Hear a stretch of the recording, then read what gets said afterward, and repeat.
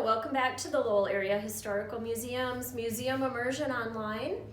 For this activity, it's the museum scavenger hunt, and typically what we do is have the students go throughout the galleries and find artifacts that we want to make sure they see while they're here at the museum. For our purposes for this online program, I'm going to take you through the museum and show you those artifacts. And remember, when the museum is able to reopen, we hope that you will come and visit with your families, and you'll be able to see these items in person. The first artifact that we wanted to make sure that everyone saw are some very tiny artifacts that were found during an archaeological dig of Daniel Marzak's fur trade cabin. You can see some pottery shards, animal teeth bones, some beads, and these were all items that were found when Daniel Marzak's post was under an archaeological investigation. Daniel Marzak was about 17 years old when he came to the Lowell area, and he first lived in the Wabwindigo village and then later built the fur trade post where he resided full-time. And as we mentioned in an earlier program, that was erected in 1831 and marks the dating of the town of Lowell because it was the first year-round settlement here in the Lowell area.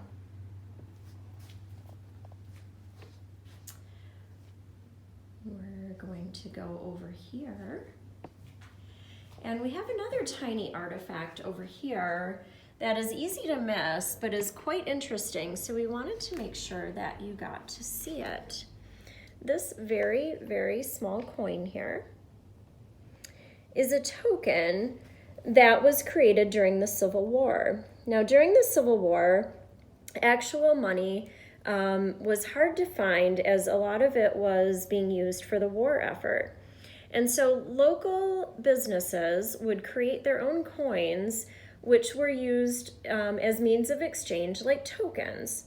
So you would receive a certain amount of tokens for a certain amount of money or trade goods, and then you could use them to spend in local stores. This token is a Blaisdell token. It was created by the Blaisdell hardware store and was used throughout Lowell during the Civil War in place of money.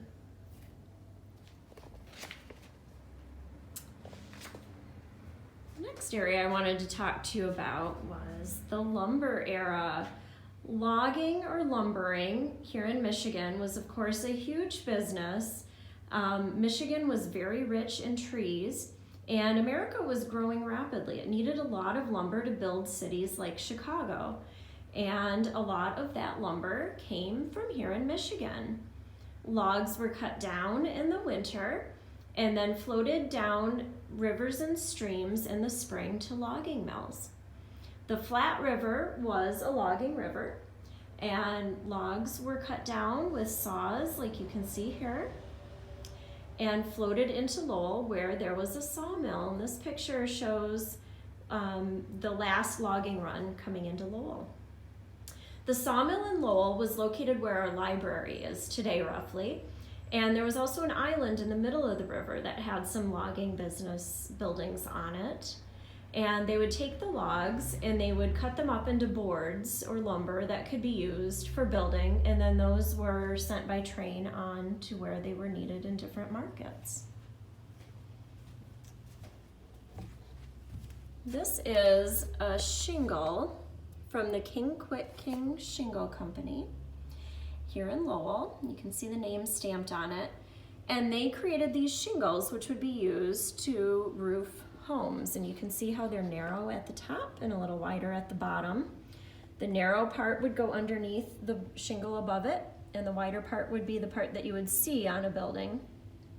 And these were shingles that were created here in Lowell as part of the logging industry here in Lowell.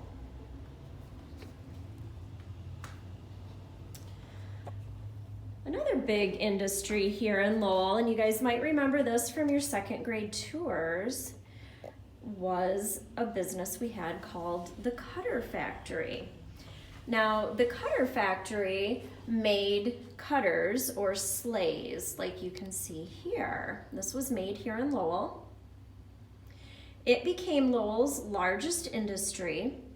The factory was just south of Main Street, and it was between Monroe and the river. So if you know where the barbecue restaurant is today, it was just behind that, along the river. And it was a really big business. You can see here a picture of the factory that's along Monroe Street. And they were red buildings. They were painted red. Here's another picture of the whole factory complex seen from the river. The white building there is the flour mill, which is now the parking lot. And then the cutter factory was located directly behind that. In this factory, they created sleighs. You can see some of the workers posed for a picture here. This picture was taken in 1904, and it shows the type of sleighs that they were making. They would make the wooden parts here in Lowell, and then the painting and the metal parts and any upholstery was done at other places that they would ship them out to other factories. But it was one of the largest cutter factories actually in the whole country, here in Lowell. All right, a little bit later on in Lowell's history, we had, let's see if I can find an angle that doesn't give you a glare, a big birthday party for Lowell. In 1931, Lowell turned 100 years old. And that date was based off of the 1831 founding of Lowell by Daniel Marzak with his fur trade post. And the city of Lowell put together a big celebration for the anniversary.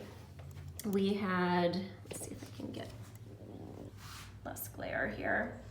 We had parades.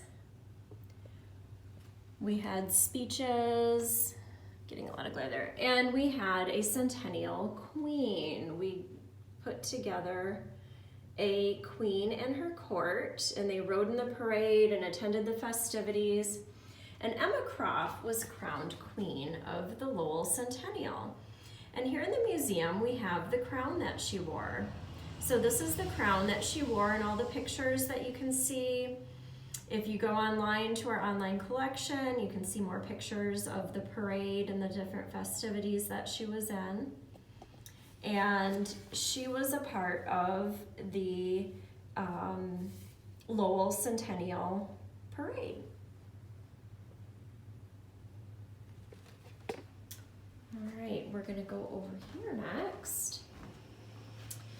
And I wanted to show you some of our collection of early dairy items. Milk used to be delivered directly to your house. If you didn't live on a farm, it would be delivered to your home in glass bottles like this. In the picture behind, you can see a milk delivery man. He's holding a couple of bottles of milk, and you would let them know how many bottles of milk you wanted. They would come every other day, and they would pick up your empty bottles, and they would return full bottles to you. So you could let them know exactly how much you needed, depending on how much you drank in your family, and they would deliver it to you.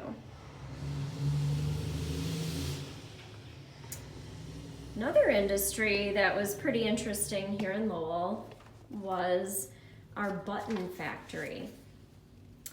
The Grand River had a lot of clams in it. You can see at the bottom of the screen there a number of clam shells, and they have holes punched in them. Before plastic, people made a lot of buttons out of animal shells, and clam shells were particularly sought after because they were nice and shiny. They look sort of like pearls, and you can see there a drill bit, that kind of circular silver item with the jaggedy edge.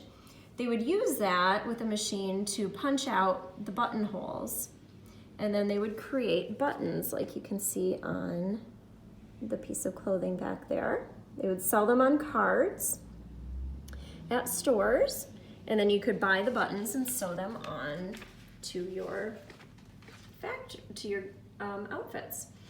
The clams were fished out of the Grand River in long boats like you can see in the picture there. The hook in the background is what the clams would clamp onto, and then you would pull them out of the water, and they would make big piles of clams over the course of the summer that were then used at the button factory in Lowell to create buttons. I have one more item I'd like to show you in our collection.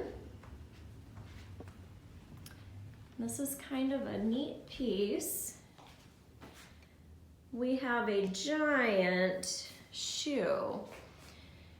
And this shoe did not belong to a giant, but it was used to advertise a shoe shop here in Lowell. And it was created in the 1860s. And the owner of the shoe shop was Isaac White and our very own Robert Graham. Robert Graham, you'll remember, is the man who built the building that the Lowell Museum is in. And for a while, during the Civil War, he went into business with Mr. White in his shoe business. And so they created shoes, and this shoe they created as an advertisement. So it sat in the front window of their shop to let people who were going by know that this was a store that you could come in to get shoes made or fixed in. Since their shop, it's been passed down in a number of different shoe shops here in Lowell, and eventually ended up here in the Lowell Area Museum.